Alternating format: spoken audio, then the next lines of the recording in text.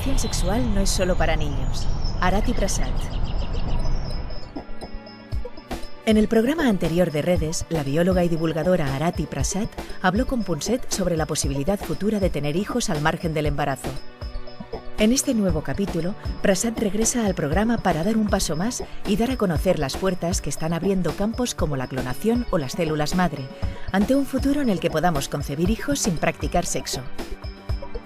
Y la mirada de Elsa aborda hoy las frágiles diferencias que separan a hombres y mujeres, diferencias a veces utilizadas como trincheras insalvables, si bien se trata a menudo de distintas maneras de expresar las mismas emociones.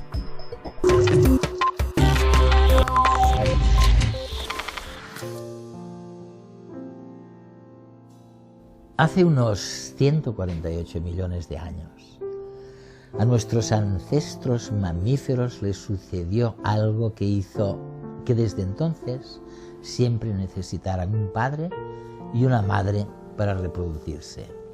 Parece que ciertos genes implicados en la nutrición del bebé en el útero quedaron bloqueados en las hembras de nuestros ancestros, pero no en los machos. La nutrición del bebé en el útero pasó entonces a ser controlada por el ADN del padre, por lo que la contribución masculina sería imprescindible al engendrar y gestar a nuestros descendientes. Hoy, con el avance científico y tecnológico, estamos burlando algunas restricciones de nuestra biología. Y ante dichos avances, cabría preguntarse si podríamos reproducirnos sin necesidad de tener dos progenitores, es decir, un padre y una madre. ¿Sería eso posible? En este capítulo de Redes lo averiguaremos junto a la bióloga Arati Prasad. Hay una pregunta que probablemente permanecerá durante otros 100 años, como decías. Si los animales o algunos animales pueden tener crías sin un macho, ¿cómo podrá el ser humano tener un bebé sin un macho? Los seres humanos son mamíferos. Así que todo esto se remonta a un fenómeno que le sucedió hace 148 millones de años a uno de nuestros antepasados. ¿En qué punto algunos de nuestros genes empezaron a bloquearse de una manera específica según el género?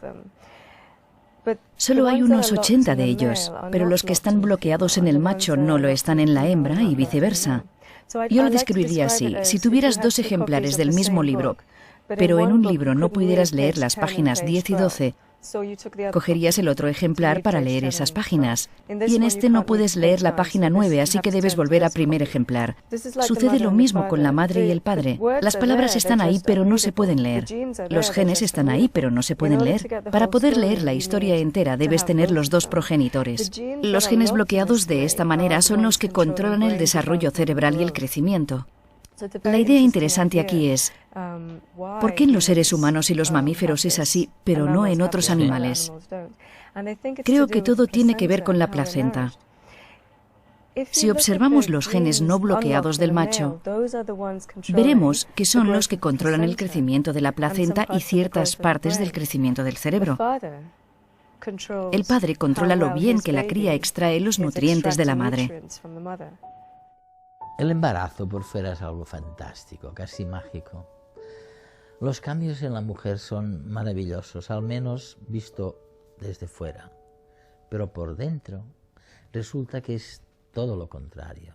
Es una especie de batalla en la que el sistema inmunitario y el organismo de la madre deben organizarse para proteger al futuro bebé, nutrirlo y al mismo tiempo protegerse y nutrirse a ella misma también. Piensa en muchos animales, también los seres humanos, que son promiscuos por naturaleza. El padre fertilizaría el óvulo y la madre se encargaría de la cría. Luego el padre se iría y quedaría libre. Sin embargo, aunque se haya ido, quiere asegurarse de que la cría que ha creado saca todo el provecho posible de los nutrientes maternos. La madre, por su lado, probablemente tiene otras crías y tendrá más, incluso con otros padres. pero también quiere proteger sus propios nutrientes para sí misma. Los genes paternos intentan maximizar lo que la cría puede tomar del organismo de la madre. Así que es posible que todo este sistema que se desarrolló, que ahora implica que hombres y mujeres se necesiten el uno al otro para reproducirse, sea consecuencia de la historia de la evolución y sirva para proteger a un hijo cuando las personas se reproducen de esta manera.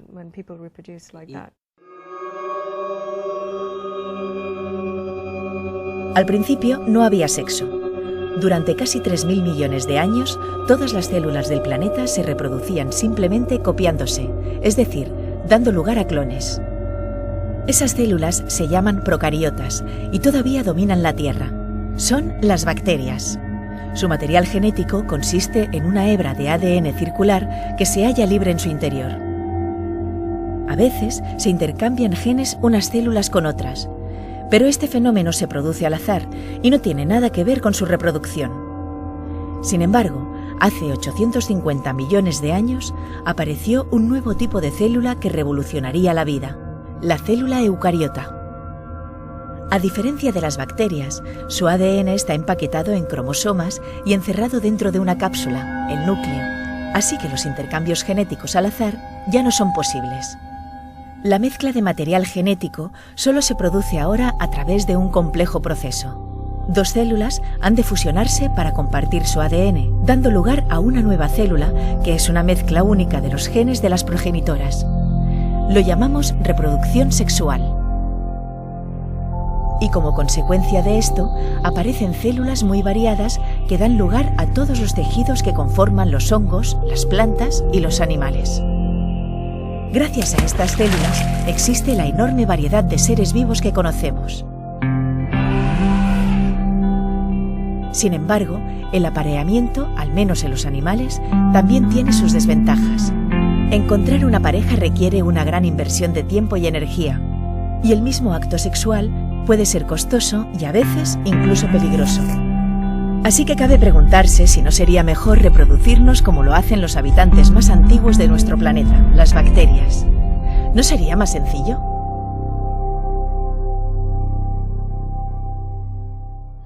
A ver, una pregunta personal. ¿Crees que podría ser mejor tener un hijo como resultado de una sola persona? ¿Sería menos arriesgado?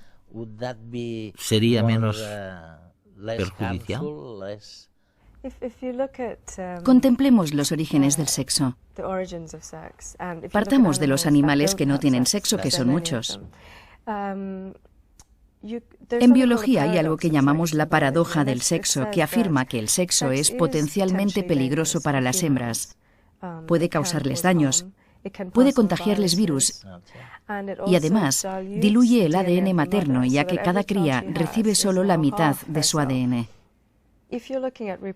En términos reproductivos, sería mucho más eficiente transmitir todo tu ADN a tu hijo que tener dos individuos, ya que así solo tendrías que copiarte a ti misma.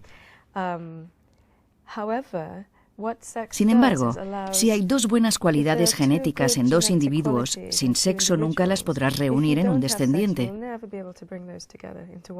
En cambio, si te apareas, podrías reunir esas cualidades para dar a tu descendencia las buenas cualidades de los dos progenitores. Así que ambas cosas tienen ventajas e inconvenientes. Por un lado tenemos la diversidad genética. Tener más diversidad es casi siempre mejor que tener menos. Así que probablemente sea mejor tener sexo. Pero hay especies que se han reproducido con éxito durante millones de años. Sin sexo. Sin sexo. La otra cuestión verdaderamente importante es, por ejemplo, si una mujer quisiera tener un hijo por su cuenta. No de manera natural, porque no es posible con la tecnología actual. No sería un clon de sí misma. Cuando producimos óvulos y espermatozoides, el ADN se agrupa de manera desordenada, de modo que cada óvulo no es exactamente igual que otro, y tampoco es exactamente la madre. Por eso, cuando tienes hermanos y hermanas del mismo padre y la misma madre, no son idénticos, puesto que ningún óvulo de la madre y ningún espermatozoide del padre son idénticos. Por eso no creamos clones, sino hijos diferentes. Es curioso como antes incluso de nacer, resulta que nuestro padre y nuestra madre ya se han repartido las tareas para cuidarnos. Cada uno de ellos tiene su función. Y es algo puramente biológico, promovido por las señales moleculares que se generan dentro de nuestras células. Mientras los genes del padre controlan el desarrollo y correcto funcionamiento de la placenta, los genes de la madre controlan el crecimiento del embrión. Realizaron estudios con ratones a partir de la siguiente cuestión. Si necesitamos 2 series de ADN para procrear, ¿por qué esas 2 series no pueden venir de un macho o de una hembra? Ya que son 2 series. ¿Cuál es la diferencia? Así que tomaron 2 muestras de ADN de 2 óvulos e intentaron crear una cría de ratón con ellos.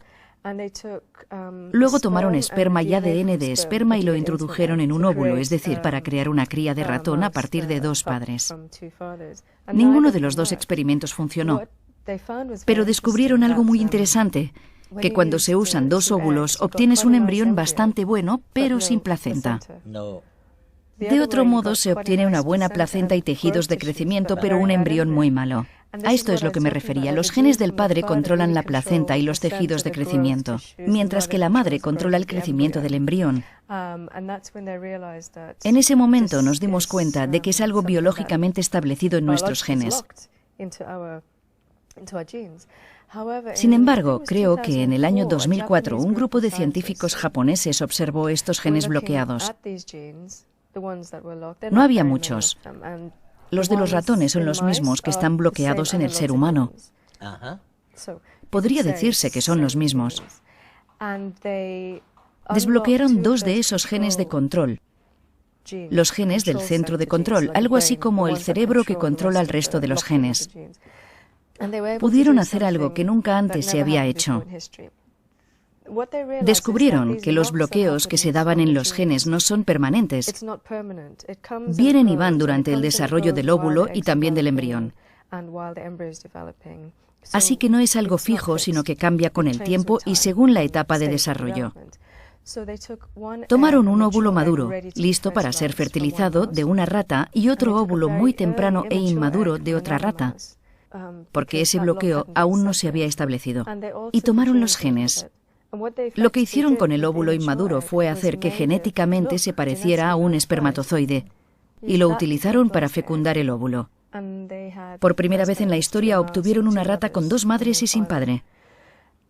Esa rata, que fue hembra, consiguió tener sus propias crías. Era fértil.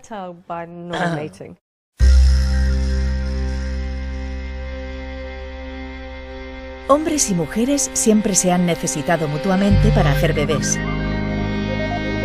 Sin embargo, en las mitologías de distintas culturas se repite la misma historia. El primer hombre sobre la tierra desciende de un único progenitor. Los dioses no necesitan a nadie más que a sí mismos para dar lugar a sus hijos humanos. ¿Y si nos volviéramos como ellos, como los dioses? ¿Y si dejásemos de necesitar pareja para engendrar vida? La manipulación genética en el laboratorio está abriendo la puerta a que, técnicamente, sea posible obtener embriones formados por combinaciones de nuestros propios genes. Para ello, solo necesitaríamos nuestro propio depósito de óvulos, espermatozoides o incluso células madre. Luego, la gestación posterior sería posible mediante un útero artificial donde incubar estos embriones bajo condiciones controladas. Quizá algún día podamos generar individuos completos a partir de nosotros mismos. Gracias a ello, mujeres que no pueden concebir, parejas gays o cualquier persona tendrían la opción de ser madre o padre.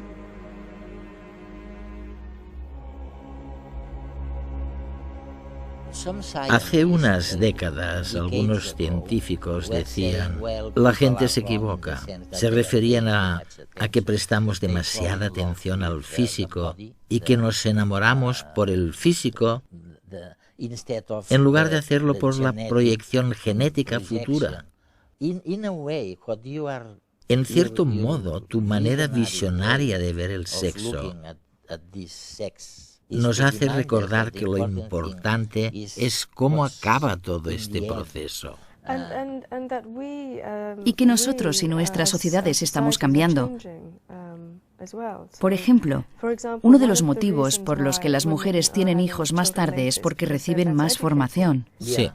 No queremos regresar a una situación en la que las mujeres no recibían tanta formación o no tenían las mismas oportunidades. Pero independientemente de lo que hagamos socialmente y de lo que el gobierno haga, proporcionar asistencia infantil o lo que sea que haga o no, aún tenemos este reloj biológico que se detiene. Creo que una de las cuestiones importantes del futuro será que las mujeres no tengan este reloj. Quizás puedan generar óvulos nuevos y sanos.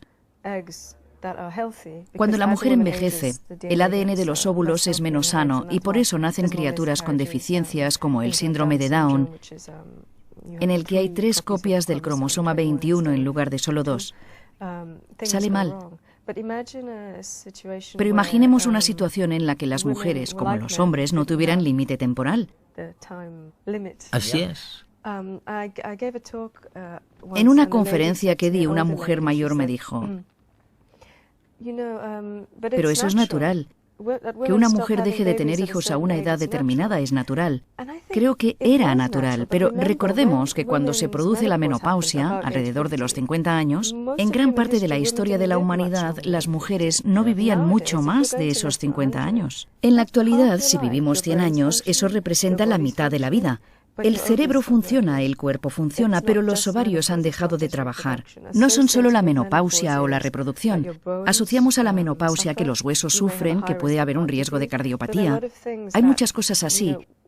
Y se está pidiendo a las mujeres que vivan con eso durante mucho más tiempo. Nunca hemos tenido una vida tan larga como la que vivimos en la actualidad. Y la vida se alargará aún más. La menopausia y muchos de esos mecanismos biológicos y genéticos evolucionaron en una época en la que vivíamos de una manera muy distinta a la actual.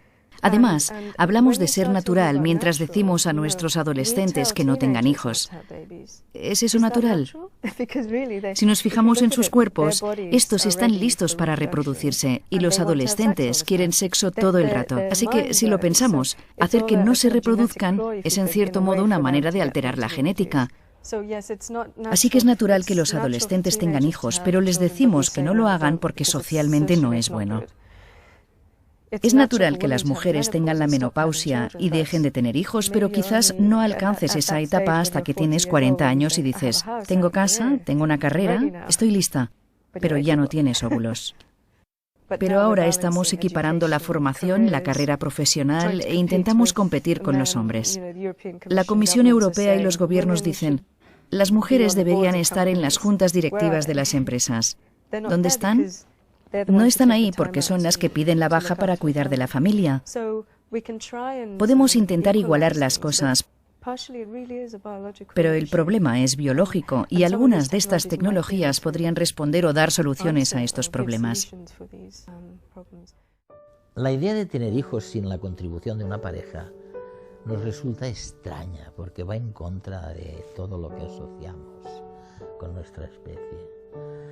Al fin y al cabo, el grupo familiar fue lo que nos permitió sobrevivir en primer lugar, en la sabana africana, donde evolucionamos desde los primeros homínidos y nos convertimos en el Homo sapiens.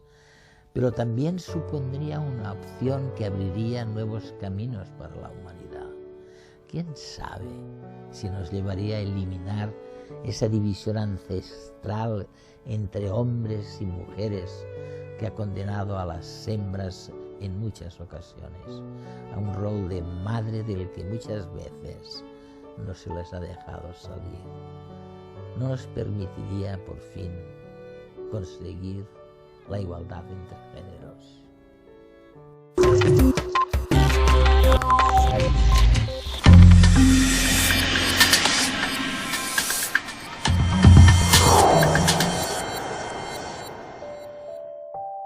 Todos los seres vivos nos reproducimos de 2 formas básicas, sexual y asexual.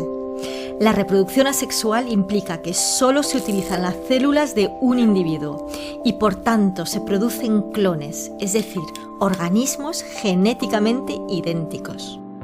Nosotros, en cambio, para bien o para mal, nos reproducimos mediante el sexo. Esto nos permite fabricar nuevas combinaciones genéticas y ser más diversos.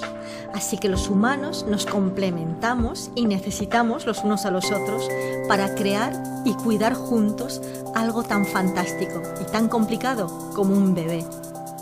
Pero el sexo también implica que de alguna manera seamos diferentes.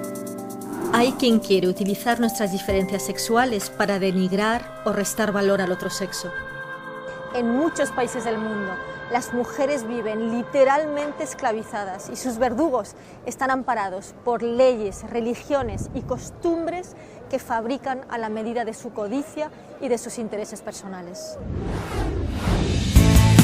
Lo que no nos explican con la suficiente claridad es que nuestras supuestas diferencias penden de unos hilos muy frágiles, culturales, genéticos y químicos. Todos ellos están tejidos por lo único que tiene poder para cambiar físicamente el cerebro, por las ideas y la cultura, entendida como un conjunto de costumbres. Por una parte están los estereotipos. Por ejemplo, habéis oído muchas veces que parece que los hombres no sienten igual que las mujeres.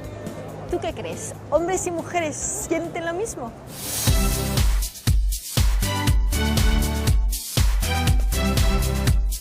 Hola. Hola. ¿Sentimos lo mismo hombres y mujeres? Yo creo que cada uno siente de una manera.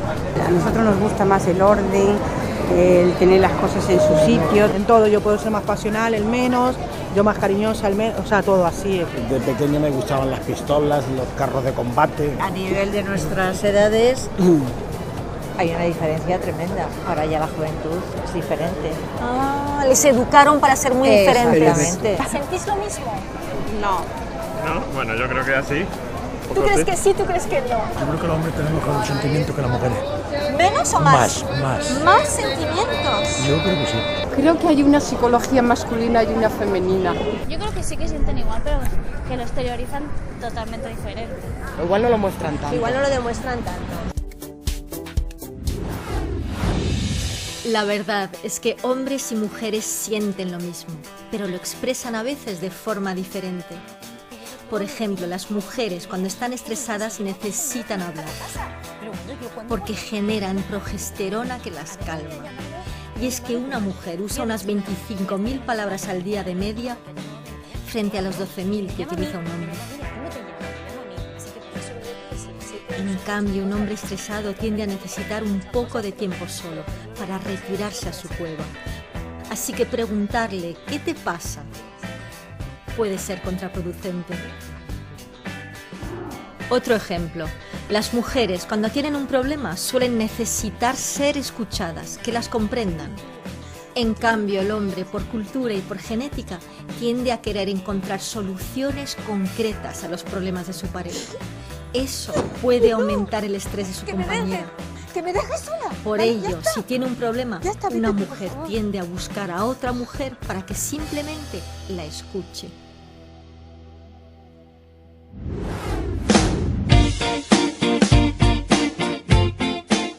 ¿Tú cuando estás un poco estresado, qué te gusta hacer?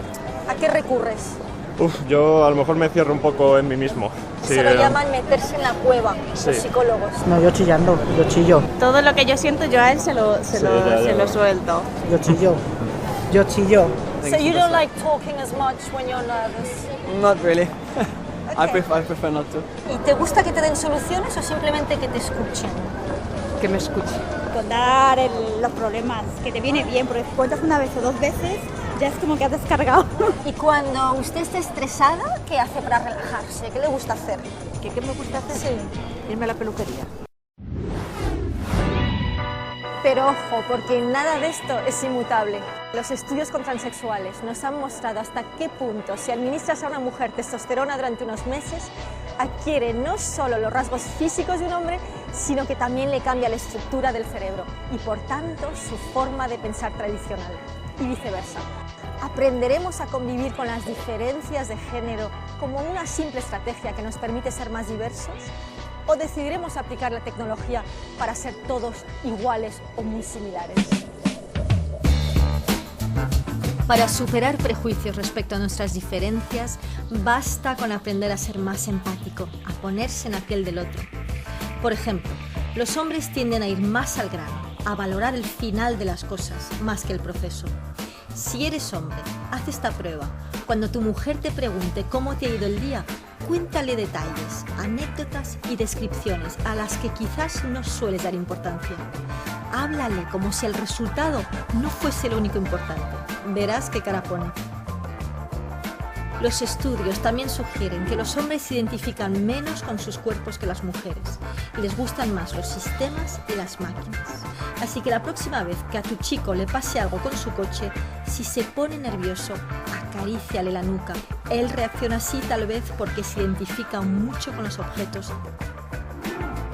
La empatía, ponerse en la piel del otro para comprenderle, nos permite ser conscientes de los demás.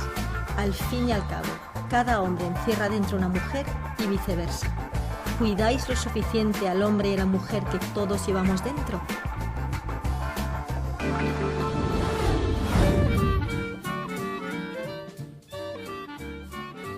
¿Usted sabe que cuando estaba en el vientre de su madre fue un feto femenino durante por lo menos 7 semanas? Pues sí. Hay una mujer dentro de cada hombre. ¿Usted no sabía eso? Sí, pero me da mucha rabia reconocerlo. Las diferencias son válidas si nos enriquecen. Si solo sirven para despreciarnos y dividirnos, probablemente lleguemos a la conclusión de que como nuestras diferencias son tan frágiles, tan tenues, podemos decidir borrarlas en pocas décadas. ¿Tú qué prefieres? No es magia, es inteligencia emocional.